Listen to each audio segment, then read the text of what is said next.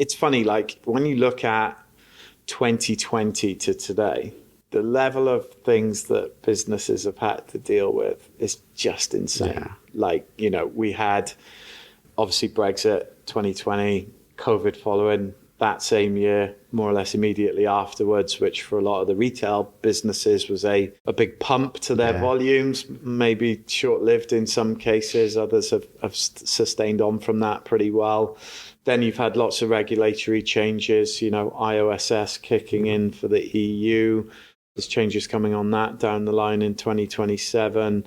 And then obviously, more recently, the war in Ukraine and, the recessions. Yeah. It's just been like one thing after another. Yeah. Prior to 2020, I look back and I think back then the big news for us was the volcanic ash cloud over Iceland. I don't know if you remember that, but it disrupted a few flights for a couple of months. But that was like a big disruptor at the time, and you kind of think back to then and think how naive we were, knowing now what was coming down the line. Well, I remember the biggest change, especially US shipping, was Trump renegotiating with the UPU, and then the shipping prices 70-80% up shipping to the US, and that was the major topic of the last couple of years in terms of shipping to the US. But now the landscape is changing so quickly, and the strategies that brands have deployed previously just aren't going to be fit for purpose in the next year or so. Totally agree.